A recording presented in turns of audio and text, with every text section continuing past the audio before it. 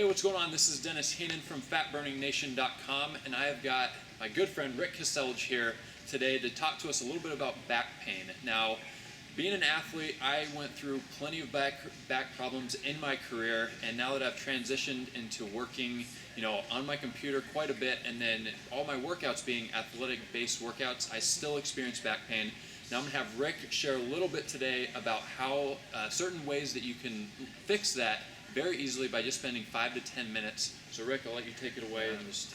So, I mean, the one thing that would get people to focus on is looking at mobility and looking at mobility in your mid-back and in your hips. And the reason why is if we look at your back, when there's stress above and below your back, it ends up, well, if there's stiffness above and below your back, it ends up putting more stress on your back.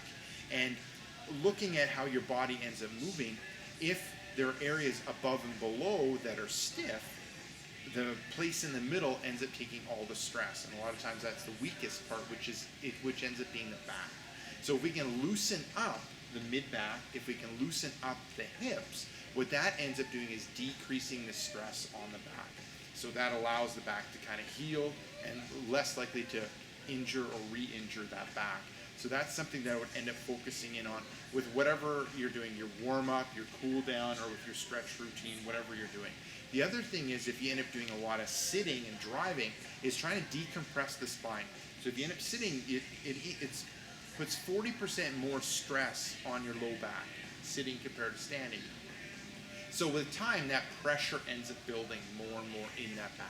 So we want to offload that pressure of the back and the back. And how we can do that if you sit a lot is in a sitting position, just reaching for the sky, reaching as high as you can for 2 seconds, and then relaxing, and then reaching again for 2 seconds.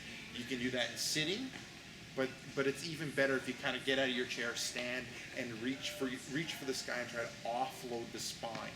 If you're in a gym setting, if you have some type of pull-up bar, what the next step is to grab the pull-up bar and then sink your hips down so you end up getting even more traction. Now the key thing is just to go for like 2 seconds, 2 or 3 seconds, and start off with like 5 repetitions. Don't go crazy and hang for like 15 minutes or do 50 repetitions, because there's a risk of flaring things up. So something might be good, but doing too much of it leads it to be irritating things.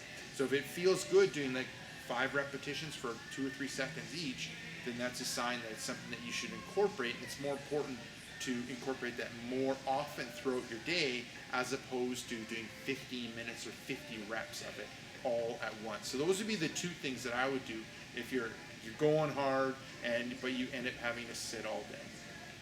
Now, a lot of the workouts I create, if not all, my readers know, all of them are super intense, very athletic based.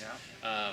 And a lot of times as athletes, we kind of just jump into the workout. We don't really pay attention to the warm-up or the cool-down after the workout.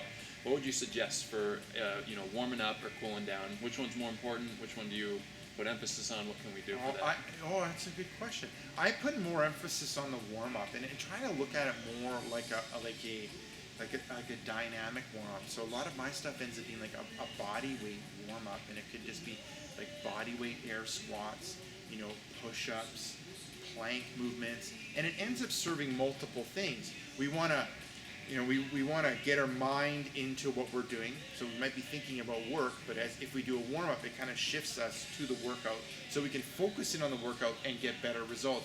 So you're not like a fitness zombie just kind of going through the movements, but you're not really into it, so you can't get that intensity and get the results you want. It ends up kind of waking up the muscles, it kind of lubricates the joints, it helps stretch out the muscles dynamically. So I like the warm-up, the dynamic warm-up, and it doesn't need to be crazy. Like, depending on what kind of training you're doing, it could end up being like, if you're doing a circuit like 5 or 6 times, your first time that you go through it, you might end up going through it lightly, where you're kind of focusing in on technique, focusing in on full range of motion, kind of reviewing how to do the movement fully in your head, and then as you go through the set or the reps, you're increasing the intensity. So Rick has an incredible product that is Fix Your Back Pain, or Fix My Back Pain is what it's called. And I'm going to let him explain a little bit about what it is. Now, this would have been a lifesaver for me when I played college basketball. I probably had 3 or 4 back injuries that this would have been a huge help for. So why don't you tell us just a little bit about that? So what it is Fix My Back Pain. So it helps you overcome your back pain, especially for someone that's active. So what my focus is to kind of get you back to pain-free workout. And what I end up seeing, and a mistake that I used to make when I worked in the clinic with lots of people, was all the focus would end up being on a stretching and strengthening, and that didn't work. And what I found is I kind of needed to set the stage for my clients' backs to heal and for my back to heal. And so now what I do is I do it in 3 steps. Step 1 is I start reshaping the back from a painful back to a pain-free back, focusing in on inside of the joint. So trying to set things internally, like focusing on hydration, eating the right foods. That all helps when it comes to recovering from back pain.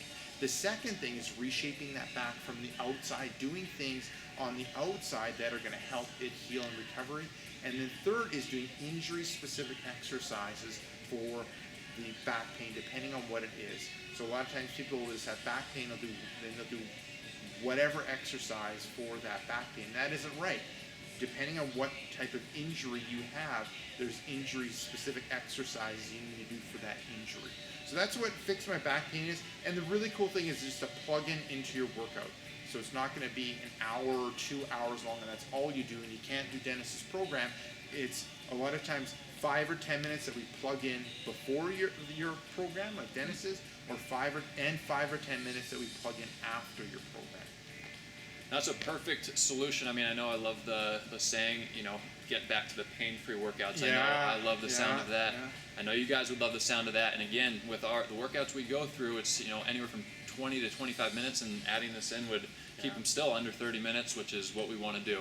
So this is, again, Rick Casselge with Fix My Back Pain. And there's a link right below this video that you can get a ton of information about this product. I highly recommend you check it out. So again, this is Dennis Heenan from FatBurningNation.com, and I thank you for watching. Thank you.